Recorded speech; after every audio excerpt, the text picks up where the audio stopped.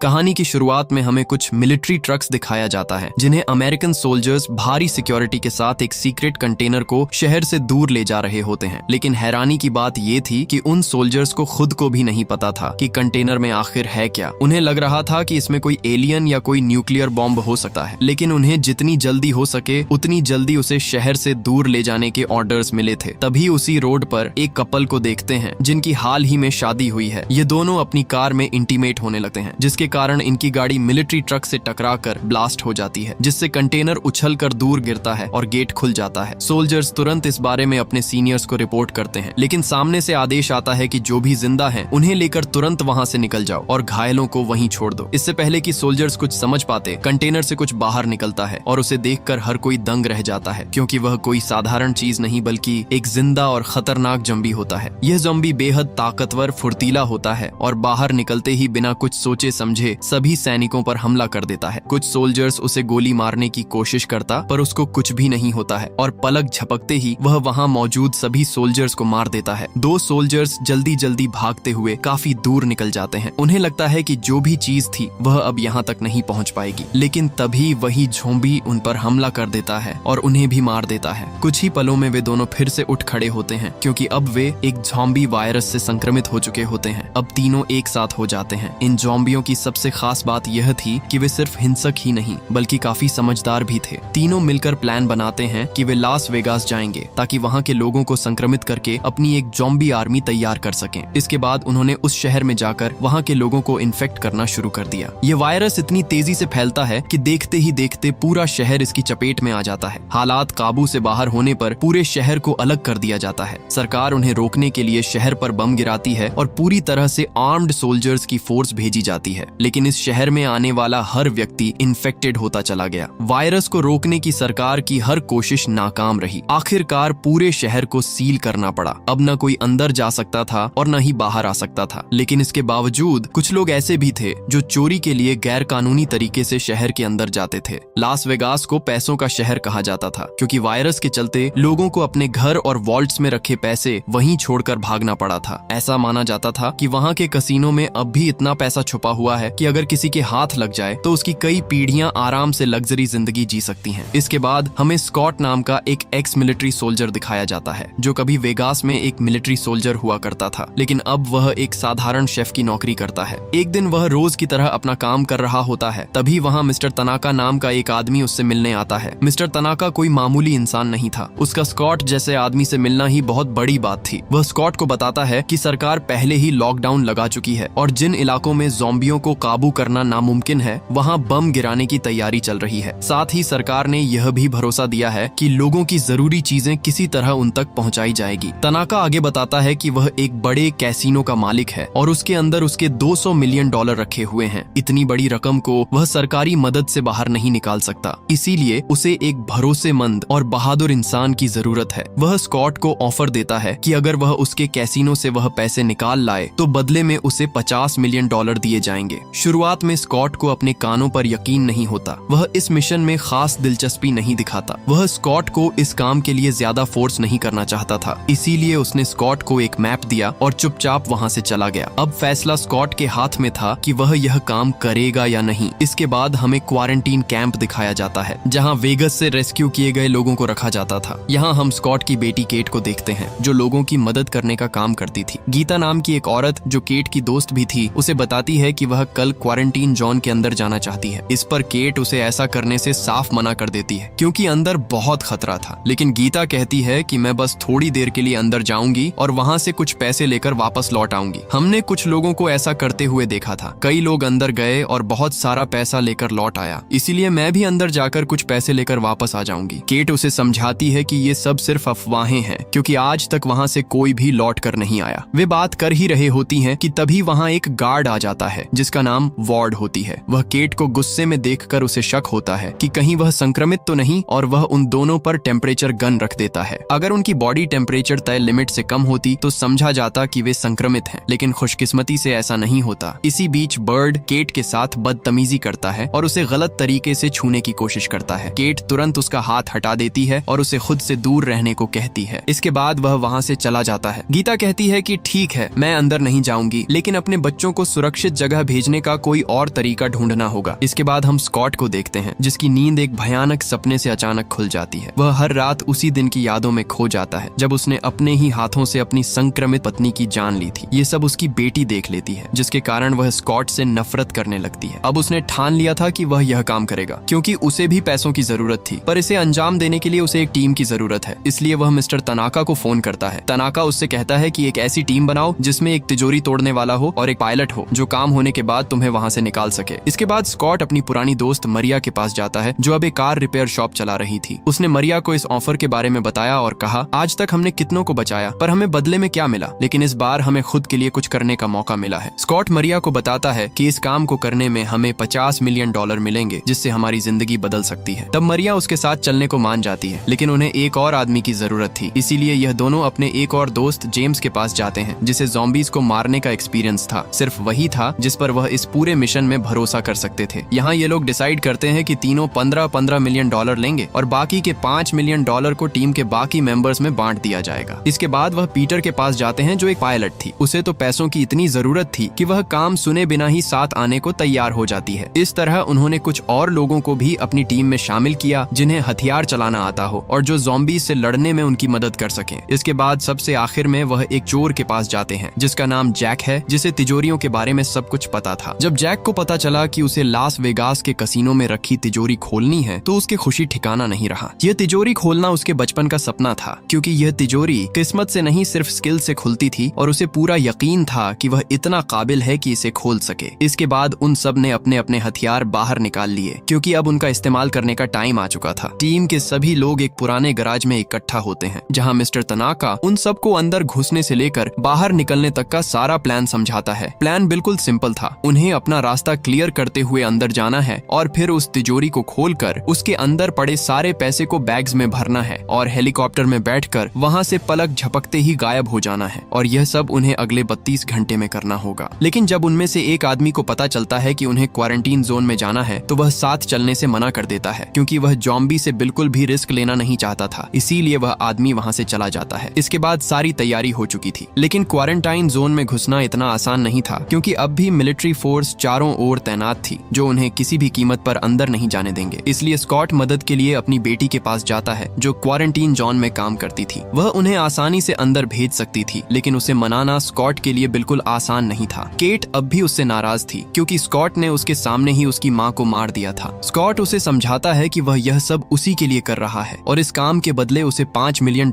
देने की बात करता है, ताकि तुम बहुत सारे लोगों की मदद कर सको। इसके बाद केट उनकी मदद करने के लिए तैयार हो जाती है। उसी रात केट की दोस्त गीता 2 लड़कियों के साथ लिली नाम की एक लड़की के पास जाती है और उससे रिक्वेस्ट करती है कि वह उन्हें वेगस के अंदर भेज दे। उधर जेम्स जैक को गन चलाना सिखाता है, क्योंकि पूरी टीम में वही एक था जिसने कभी किसी ज़ॉम्बी को नहीं मारा था। वह नहीं चाहता था कि मिशन के दौरान वह किसी पर बोझ बने। इसी बीच उनकी टीम में मार्टिन नाम का एक आदमी और जुड़ जाता है, जिसे मिस्टर तनाका ने उन पर नजर रखने के लिए भेजा था। टीम में कोई भी उसे पसंद नहीं करता था, क्योंकि वह उनके किसी काम का नहीं था। इसके बाद केट उन्हें लिली से मिलवाती है, जिसे लोग पासपोर्ट के नाम से भी जानते थे, क्योंकि वह पैसों के बदले लोगों को अंदर भेजती थी। केट अपना काम खत्म करके वहां से जाने ही वाली होती है, तभी वह गीता के बच्चों को रोते हुए देखती है। तभी उसे पता चलता है कि लिली ने गीता को अंदर भेज दिया है। यह सुनकर वह गुस्से में आ जाती है और लिली को जोर से पंच मारकर उससे पूछती है कि उसने उसे अंदर क्यों भेजा। अब इसमें लिली की भी कोई गलती नहीं थी,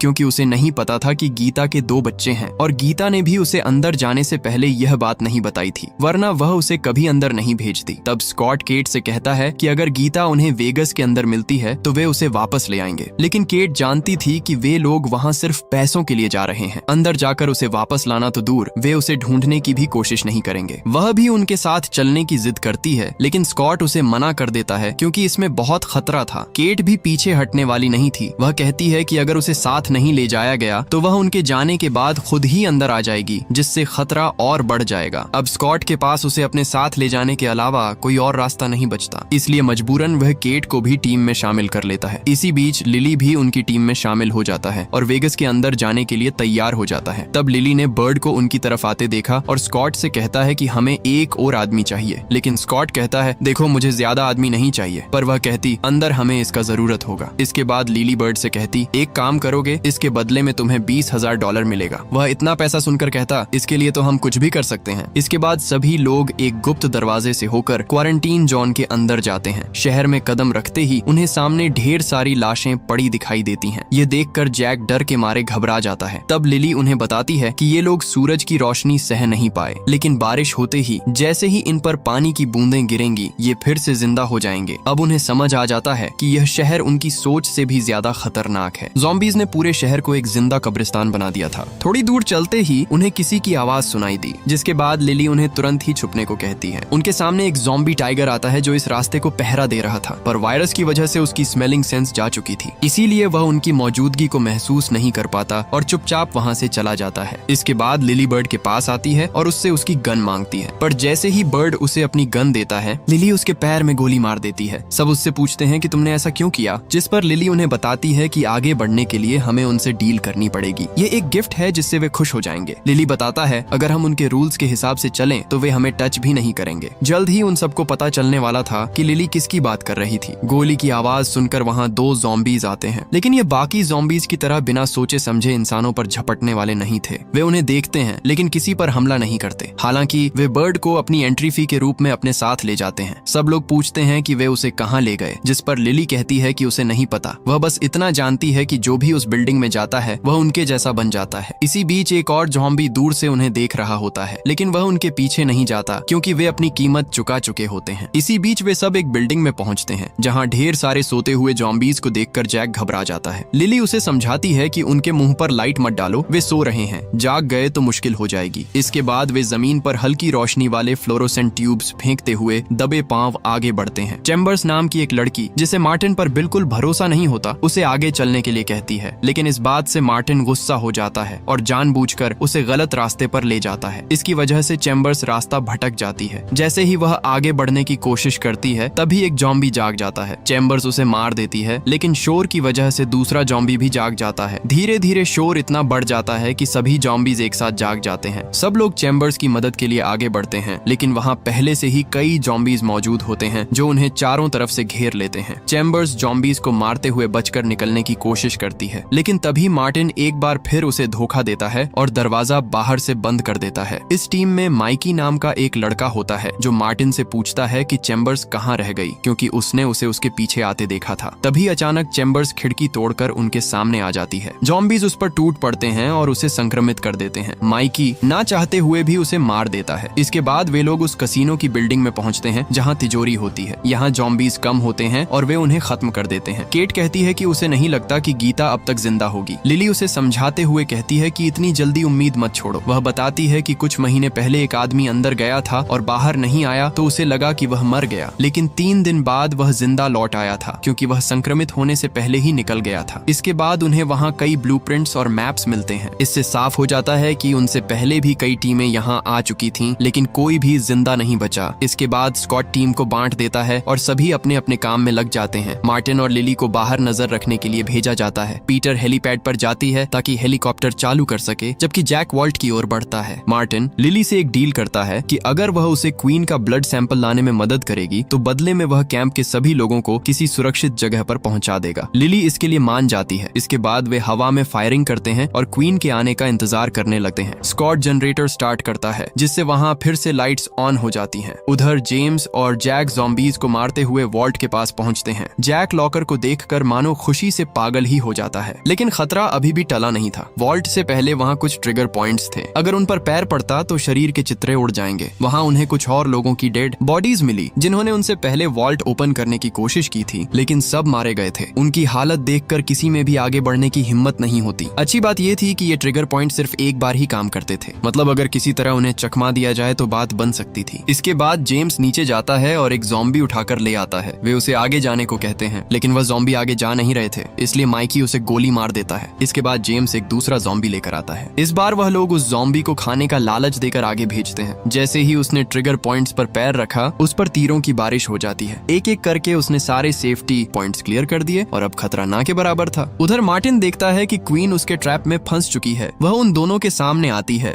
लेकिन जब उसने देखा कि इन लोगों ने उसके लिए कुछ नहीं रखा है तो वह उन पर गुस्सा हो जाती है। मार्टिन क्वीन को पकड़ लेता है, लेकिन तभी एक दूसरा ज़ॉम्बी उस पर हमला कर देता है। वह उसे इन्फेक्ट करने ही वाला होता है कि तभी लिली उसे मार देती है। इसके बाद मार्टिन क्वीन के पास जाकर तार से उसकी गर्दन काटने लगता है। लिली घबरा कर कहती है, तुम ये क्या कर रहे हो? तुम्हें तो सिर्फ ब्लड सैंपल चाहिए था। लेकिन मार्टिन अपने बॉस को खुश करने के लिए किसी भी हद तक जाने को तैयार था। इसी बीच गीता दिखाई देती है जो अल्फा ज़ॉम्बी के कब्जे में होती है। वह उसे इन्फेक्ट करने ही वाला होता है कि तभी उसे क्वीन की चीखें सुनाई देती हैं। इसके बाद वह उसे खोजने के लिए चला जाता है। दूसरी तरफ स्कॉट न्यूज में देखता है कि सरकार ने दबाव में आकर शहर को तय समय से 24 घंटे पहले ही न्यूक्लियर बम से उड़ाने का फैसला किया है। यानी अब उनके पास बचने के लिए बहुत कम समय रह गया था। वहीं पीटर जिस हेलीकॉप्टर को स्टार्ट करने की कोशिश कर रही होती है वह पुराना होने के कारण आग पकड़ लेता है। वह किसी तरह आग पर काबू पा लेती है, लेकिन अब हेलीकॉप्टर स्टार्ट होगा या नहीं ये कहना मुश्किल था। इधर स्कॉट जल्दी से ऊपर आता है और जैक से पूछता है कि वॉल्ट खोलने में और कितना समय लगेगा, लेकिन जैक जो इसे खोलने ही वाला होता है उसकी वजह से परेशान हो जाता है। वह स्कॉट पर चिल्लाकर कहता है, मेरी बात ध्यान से सुनो, ये लॉकर दुनिया के सबसे हाईटेक लॉकर्स में से एक है। वह गुस्से में कहता है कि अगर तुमने एक बार और मेरा ध्यान भटकाया तो यह वॉल्ट कभी नहीं खुलेगी। उसे इतना गंभीर देखकर एक पल के लिए स्कॉट भी पीछे हट जाता है और उसे अपना काम करने देता है। उन्होंने उसे यह नहीं बताया कि बम ब्लास्ट होने में अब सिर्फ कुछ ही घंटे बचे हैं, वरना वह घबरा जाता। उधर अल्फा ज़ॉम्बी जब क्वीन के पास पहुंचता है तो वहां उसे उसकी सिर कटी लाश पड़ी हुई मिलती है। यह देखकर अल्फा ज़ॉम्बी को बहुत गुस्सा आता है। वह उसे अपनी पूरी सेना के सामने ले आता है। जब वह क्वीन का पेट चीरकर बच्चे को बाहर निकालता है तो पता चलता है कि बच्चा मर चुका था। ये देखकर उसकी आंखों में खून उतर आता है। इसके बाद वह अपनी सेना को तैयार करता है और युद्ध का ऐलान करता है। स्कॉट और उसकी टीम को इस बात का अंदाजा नहीं था कि कितना बड़ा खतरा उनके सामने है। वे अभी भी पैसों को लेकर भागने की फिराक में थे। वहाँ उन्हें कुछ पैसे मिलते हैं जिन्हें वे आपस में बांट लेते हैं। स्कॉट ने इतनी बड़ी रकम पहले कभी नहीं देखी थी, लेकिन उस वॉल्ट के अंदर जो असली चीज थी उसके सामने यह रकम कुछ भी नहीं थी। काफी देर की कोशिश के बाद जैक आखिरकार लॉक खोल देता है। जैसे ही वे वॉल्ट का दरवाजा खोलते हैं, अंदर पड़े पैसों को देखकर सबकी आंखें फटी की फटी रह जाती हैं। वे लोग जल्दी जल्दी सारे पैसे बैग्स में भरने लगते हैं और उन्हें हेलीकॉप्टर में लोड करने लगते हैं। देखते ही देखते पूरी वॉल्ट खाली हो जाती है। इसी दौरान स्कॉट को पता चलता है कि केट वहाँ नहीं है। वह उसे काफी ढूंढता है, लेकिन केट का कोई आता पता नहीं चलता है क्योंकि वह अकेले ही गीता को ढूंढने के लिए उस खतरनाक बिल्डिंग के बाहर पहुंच जाती है। इसके बाद अल्फा ज़ॉम्बी को दिखाया जाता है जिसकी पूरी सेना कसीनो की ओर बढ़ रही होती है। जल्द ही पूरी बिल्डिंग खाली हो जाती है, जिसके बाद केट अंदर जाती है। हालांकि खतरा अभी टला नहीं था। स्कॉट अपनी बेटी को ढूंढने जाने ही वाला होता है कि तभी लिफ्ट का दरवाजा खुलता है और जिसकी सेना मरिया की गर्दन तोड़कर उसे मार डालती है। सब कुछ इतनी जल्दी हुआ कि स्कॉट को समझने का भी मौका नहीं मिला। जैक और जेम्स देखते हैं कि बहुत सारे ज़ॉम्बी उनकी तरफ आ रहे हैं। इसके बाद वे दोनों फायर करते हुए लॉकर की तरफ बढ़ जाते हैं क्योंकि छुपने के लिए वही सबसे सुरक्षित जगह थी। दूसरी तरफ लिली और मार्टिन वहां से भाग ही रहे होते हैं कि तभी मार्टिन ऊपर से दरवाजा बंद कर देता है क्योंकि उसे जो चाहिए था वह मिल चुका होता है। वह कहता है कि मिस्टर तनाका को पैसों से कोई मतलब नहीं है। इस बैग में जो है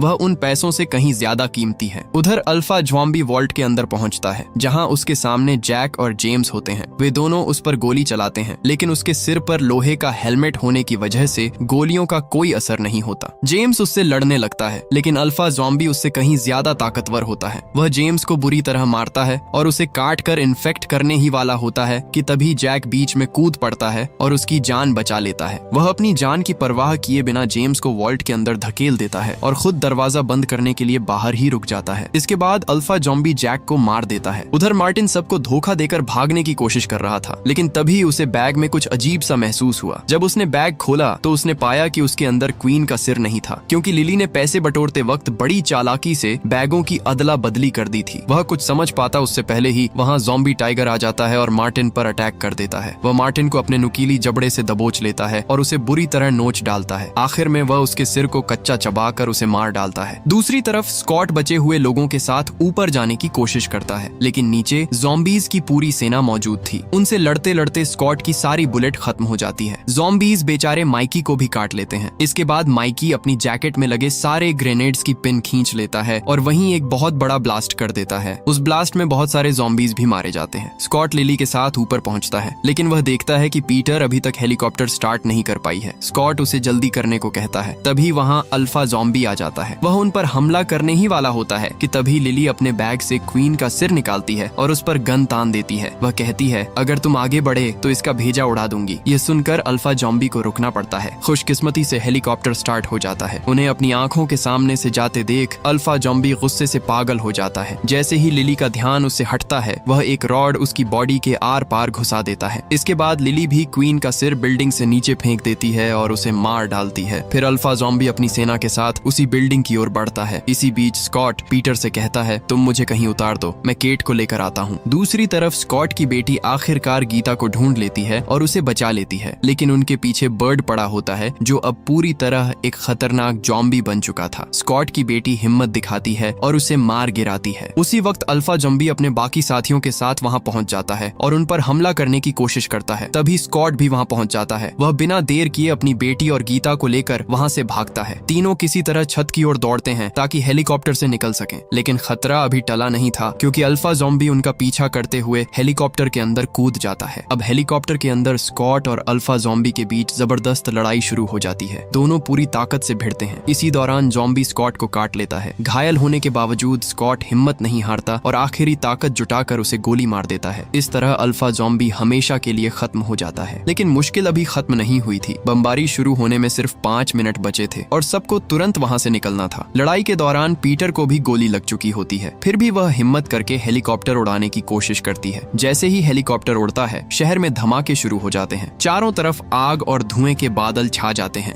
बमबारी की वजह से हेलीकॉप्टर को भी भारी नुकसान पहुंचता है और वह क्रैश हो जाता है। इस हादसे में पीटर और गीता दोनों की मौत हो जाती है। स्कॉट बुरी तरह से घायल हो जाता है। इस सब के बीच उसकी बेटी बच जाती है और वह अपने पिता के पास आती है। उसकी आंखों में आंसू होते हैं। वह रोते हुए कहती है कि उसने कभी उनकी बात नहीं मानी और उनसे नफरत करती रही क्योंकि उसे लगता था कि उन्होंने उसकी माँ को मार दिया। लेकिन अब उसे एहसास होता है कि वे मजबूर थे और उन्होंने सही फैसला लिया था। वह उनसे माफी मांगती है। स्कॉट उसे चुप कराता है और कहता है कि ऐसी बातें मत करो, अपना ख्याल रखो। वह बताता है कि उसने वहाँ से कुछ पैसे बचा लिए थे, सिर्फ उसके लिए। अब उसके पास और कोई नहीं है, इसीलिए यह पैसे भी उसके किसी काम के नहीं। वह सारे पैसे अपनी बेटी को दे देता है। तभी स्कॉट की हालत तेजी से बिगड़ने लगती है। वह समझ जाता है कि अब वह भी जल्द ही इन्फेक्टेड हो जाएगा। वह अपनी बेटी से कहता है कि मुझे गोली मार दो ताकि मैं खुद जॉम्बी बनकर किसी और को नुकसान न करूं। केट का दिल टूट जाता है, लेकिन वह जानती है कि यही सही फैसला है। रोते हुए वह अपने पिता को गोली मार देती है। उसी पल उसे एहसास होता है कि उसके पिता ने भी उसकी माँ को इसी वजह से मारा था ताकि वह दूसरों के लिए खतरा न बन जाए। वह फूट फूट कर रोने लगती है। कुछ देर बाद रेस्क्यू टीम वहां पहुंचती है और स्कॉट की बेटी को सुरक्षित अपने साथ ले जाती है। दूसरी ओर लास वेगास पूरी तरह बर्बाद हो चुका होता है। बमबारी के बाद शहर का नामो निशान मिट चुका है। हर तरफ सिर्फ मलबा और खामोशी बची है। फिर दिखाया जाता है कि जेम्स अभी भी जिंदा है। जेम्स किसी तरह पैसे लेकर शहर से बाहर निकल जाता है। वह दूसरे देश जाने के लिए फ्लाइट टिकट बुक करता है। वहां पहुंचकर उसे लग्जरी सुविधाएं मिलती हैं और वह राहत की सांस लेता है। लेकिन अचानक उसकी तबीयत बिगड़ने लगती है और उसे कमजोरी महसूस होती है। जेम्स जब अपने हाथ को देखता है तो वहां काटने का निशान नजर आता है। तभी उसे याद आता है कि उसे अल्फा जॉम्बी ने काट लिया था। अब जेम्स को समझ में आ जाता है कि वह खुद जल्द ही जॉम्बी बनने वाला है और इसी सस्पेंस के साथ यह कहानी खत्म होती है। अगर आपको ये वीडियो अच्छा लगा हो तो वीडियो को एक लाइक जरूर कर देना।